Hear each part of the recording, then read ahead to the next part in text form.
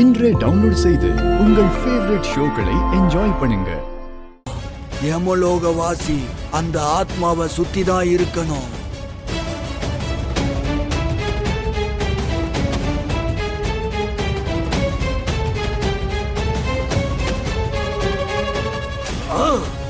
நீங்க சொன்ன மாதிரியே அந்த ஆத்மா பக்கத்துல ஒருத்தன் இருக்கான் சுவாமி.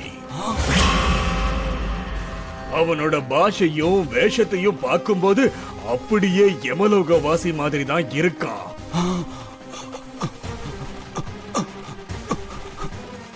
அப்படின்னா உனக்கு இன்னும் நிறைய நேரம் இல்ல கோரா. அந்த ஆத்மா எந்த நேரத்திலையும் இந்த பூலோகத்தை விட்டு போகலாம். அதுக்குள்ள நீ அந்த ஆத்மாவை வசப்படுத்தி ஆகணும். அந்த ஆத்மாவை நீ வசப்படுத்திட்டனா நீ நினைச்சதை விட அதீத சக்தி அடைவ.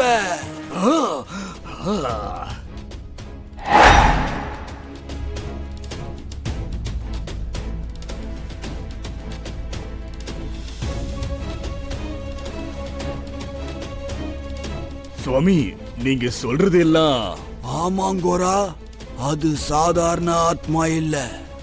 காரிய நாள் முடிஞ்சதுக்கு அப்புறம் கூட அது இந்த பூலோகத்துல இருக்குன்னா அந்த ஆத்மா செய்ய வேண்டிய காரியம் ஏதோ மீதி இருக்கு. தலைவிதியை எதிர்த்து போராடிதான் இங்க இருக்குது. அவ்வளவு சக்தி உன்னால அடைய முடிஞ்சா நீ அமரனாகிறது மட்டும் இல்ல, மூ உலகத்திலையும் உனக்கு சமமானவங்க யாரும் இல்ல.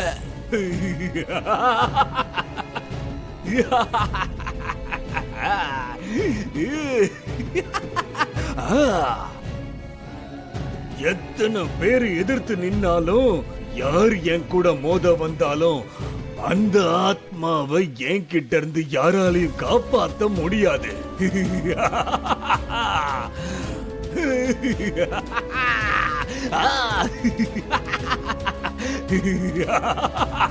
அப்போ நான் இப்ப போய் கேட்டா சைன் போட்டு வரல.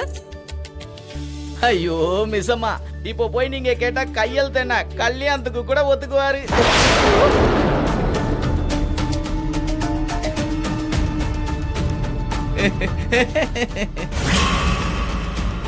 ராத்தோட், வாய்க்கு வந்தபடி எல்லாம் பேசிட்டு இருக்காதீங்க. உங்கள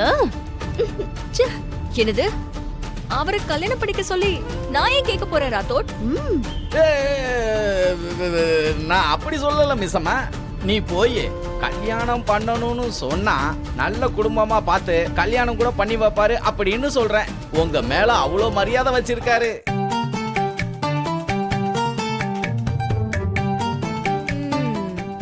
அப்படி ஒண்ணு சொன்ன மாதிரி இல்ல. அது ஏதோ நான் போய் அவர் என்ன கல்யாணம் பண்ணிக்க சொல்லி கேட்க நினைக்கிற மாதிரி தான் நீங்க சொன்னது இருந்தது. இப்ப இது தேவையா? சொல்ல வந்ததை மறந்துட்டு அவர் கல்யாணத்தை பத்தி ஏன் பேசுறீங்க?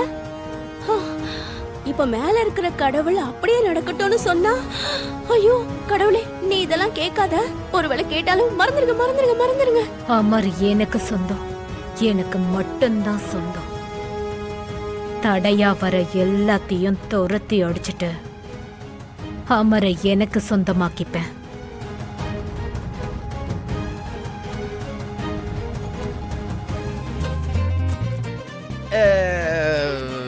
சாரி மிஸ்ஸம்மா, ஏதோ தெரியாம வாய் தவறி அப்படி வந்துருச்சு. போய் கல்யாணத்தை பத்தி கேளு, போய் கையெழுத்த பத்தி கேளுமா.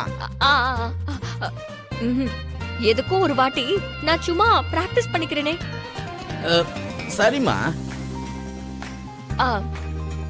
நீங்க தான் இப்போ அவரு, நான் தான். சரிம்மா.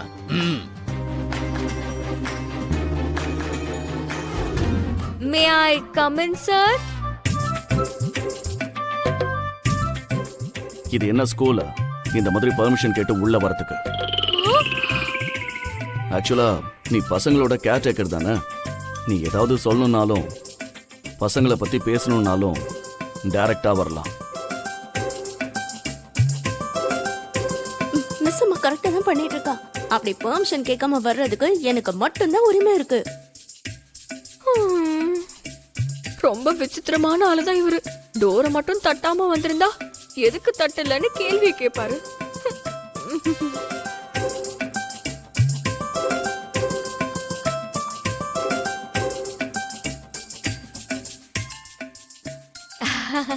சொல்லு மிஸ் அம்மா.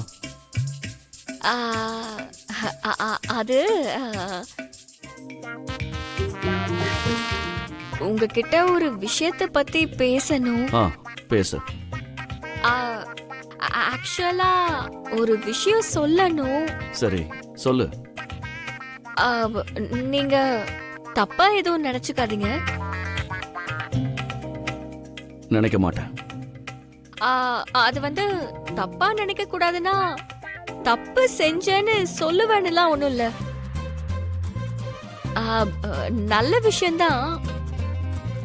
ஆனா உங்களுக்கு கோபம் வருமோ என்னமோன்னு.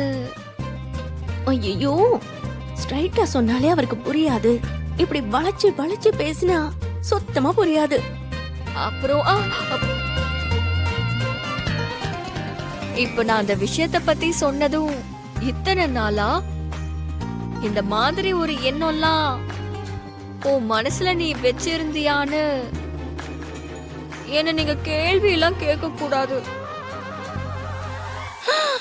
ஐயோ மிஸ்ஸம்மா, நீ என்னமோ உன் மனசுல இருக்க காதல சொல்ற மாதிரி சொல்லிட்டு இருக்க.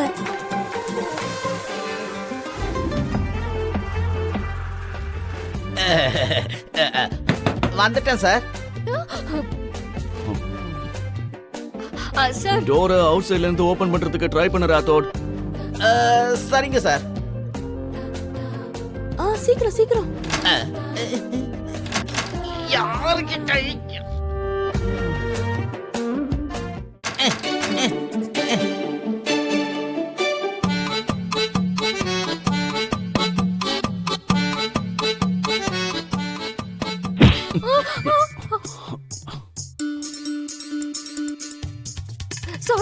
சாரி சார், இல்ல தெரியாம கேட்டேன்.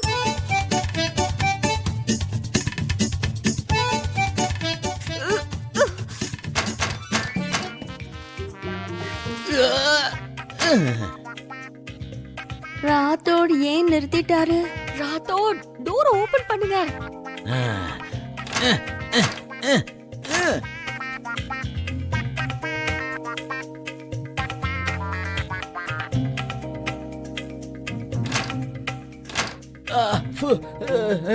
சார், டோர் லாக் ஏதோ ஸ்டக் ஆயிடுச்சுன்னு நினைக்கிறேன் சார்.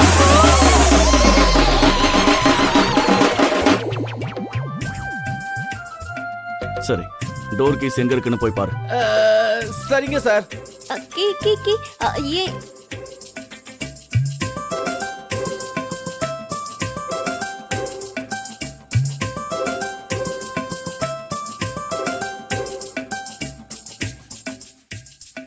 ஓபன்.